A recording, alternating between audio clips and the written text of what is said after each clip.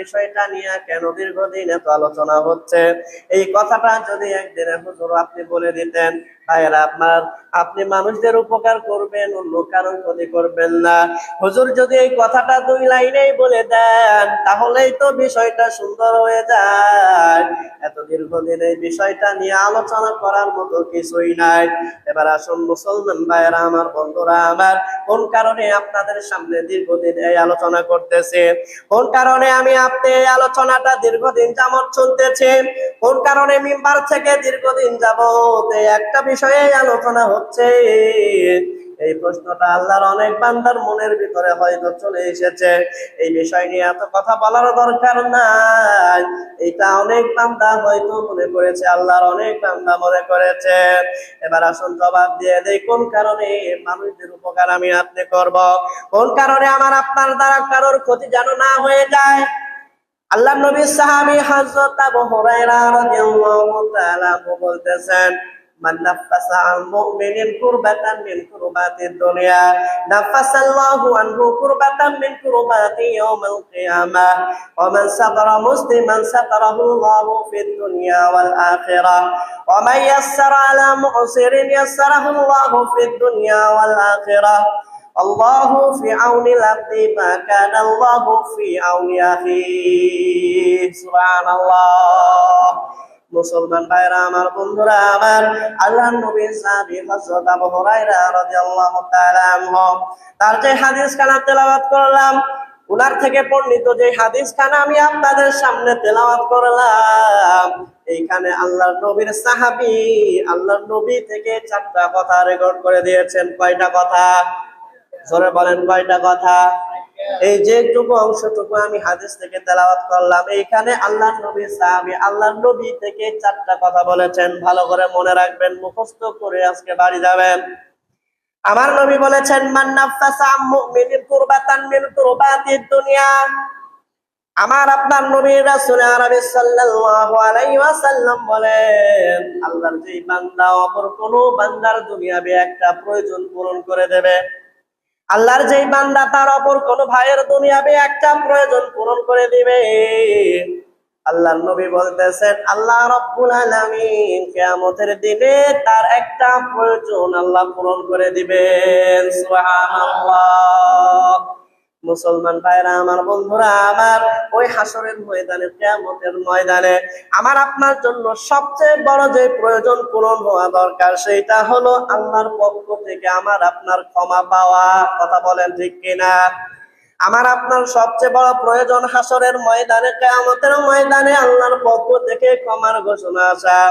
আল্লাহর নবী বললেন, আল্লাহর কোন বান্দা যখন দুনিয়ার মধ্যে অপর কোন ভাইয়ের একটা প্রয়োজন পূরণ করবে, আল্লাহ রাব্বুল আলামিন কিয়ামতের ময়দানে তার একটা প্রয়োজন পূরণ করে দিবেন। সুবহানাল্লাহ।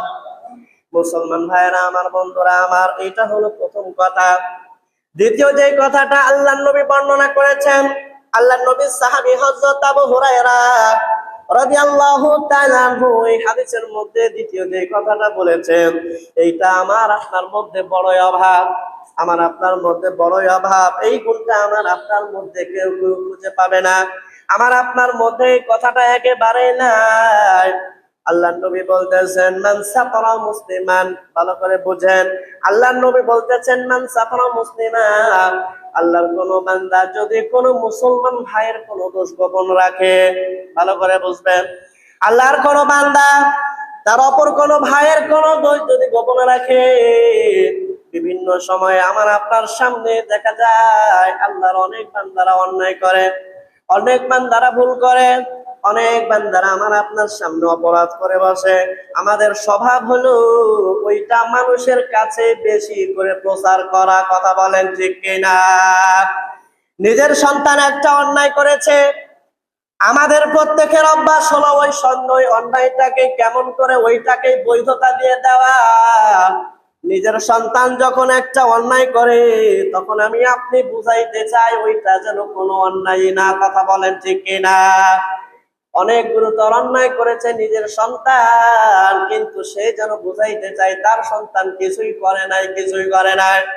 আবার অন্য একজনের সন্তান অথবা অন্য কোনো বান্দা সামান্য কোনো অন্যায় করেছে, তখন সে এমন ভাবে ঢাকঢোল পিটায় বেড়ায়, মানুষের কাছে এমন ভাবে বলে বেড়ায় যেন তার সন্তান এত খারাপ, এই তার আর বলার অপেক্ষা রাখে না। কথা বলেন ঠিক কিনা? মুসলমান ভাইরা আমার, বন্ধুরা আমার, আমার আপনার সামনে আল্লাহর কোন বান্দার ভুল হতে পারে, দায়িত্ব অবহেলা হতে পারে। আমার আপনার সামনে আল্লাহর কোন বান্দা তার দায়িত্ব পালনে ব্যর্থ হইতে পারে। আমার আপনার কাজ হবে ওইটা কারোর কাছে না জানায়া সুন্দর করে তার কানে কানে বলে দেওয়ারে, ভাই অন্যায়টা তুমি করো না, এইটা ভুল। কথা বলেন ঠিক কিনা? আমরা তাদের কাছেও যাই না, তার সামনেও যাই না, তাকে আমরা কোনো কিছু বলি না। আমরা শুধু চাই তোমার সাথে আমার শত্রুতা আছে রে আল্লাহর বান্দা, তোমাকে বলার মতো কিছুই আমি পাই না, তোমাকে কথা শোনানোর কোনো সুযোগ আমি পাই না। এইবার তোমার সন্তান অন্যায় করেছে, এইবার তোমার কিন্তু খবর আছে। কথা বলেন ঠিক কিনা? এটা হলো মুসলমানের দোষ। কোনো ভুল হতে পারে, গাফলতি হতে পারে, ব্যর্থতা হতে পারে।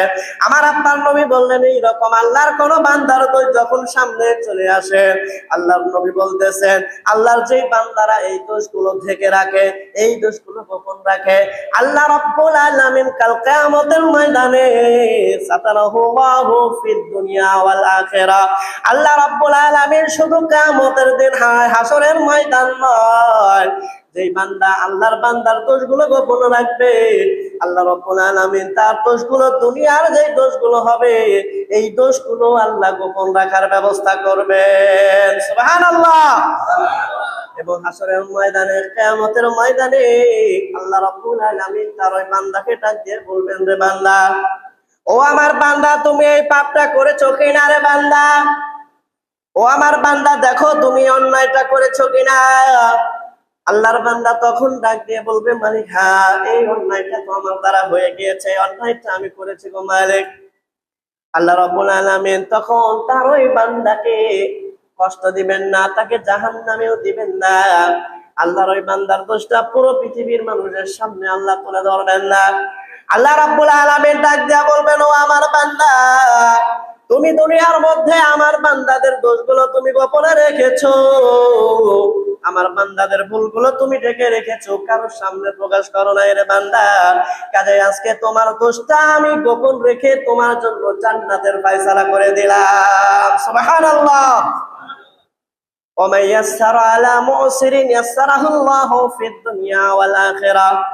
আল্লাহর নবী বলতেছেন, আর যে কোনো অভাবী মানুষকে সুযোগ দিবে, কোন অভাবী মানুষের প্রতি তাকে সুযোগ দিবে। গত জুমায় যেমন বলেছিলাম, ঋণ নিয়েছে কিন্তু ঋণ এখন দেওয়ার মতো সময় নাই, সুযোগ নাই, এখন তার সামর্থ্য নাই, তাকে যে ব্যক্তি সুযোগ দিয়ে দিবে সে ছিল অভাবী, তাকে সুযোগ দেওয়া হলো। আল্লাহ রাব্বুল আলামিন তার ওই বান্দার জন্য দুনিয়া এবং আখিরাতে তার জন্য সবকিছু সহজ করে দিবেন। সুবহানাল্লাহ। চতুর্থ যেই নাম্বার বিষয়, এইটা ভালো করে মনে রাখবেন, আল্লাহর নবী বলতেছেন, আল্লাহু ফি আউনিল আবদি মা কানাল আবদু ফি আউনি আখিহি।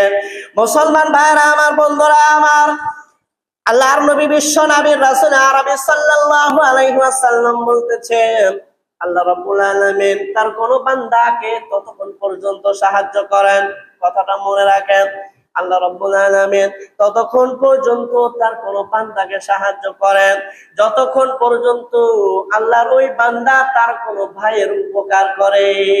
সুবহানাল্লাহ। মুসলমান ভাইরা আমার, বন্ধুরা আমার, আল্লাহর নবী সাহাবী হযরত আবু হুরায়রা রাদিয়াল্লাহু তাআলা আনহুর এই হাদিস থেকে আমরা চারটা বিষয় পেলাম। যে ব্যক্তি আল্লাহর কোন বান্দাদের উপকার করবে, আল্লাহ রাব্বুল আলামিন কিয়ামতের দিনে তার একটা উপকার করবেন। আর আল্লাহর কোন বান্দা যখন অন্য বান্দাদের দোষ থেকে রাখবেন, গোপন করে রাখবেন, আল্লাহ রাব্বুল আলামিন দুনিয়ায় তার দোষটা থেকে রাখার ব্যবস্থা করবেন এবং পরকালে তার দোষটা রেখে রাখবেন। আল্লাহর কোন বান্দা যদি কোনো অভাবের উপরে সহযোগিতা করে, অভাবীদেরকে যদি সুযোগ দেয়, আল্লাহ রাব্বুল আলামিন কিয়ামতের ময়দানে তার সাথে নরম আচরণ করবেন।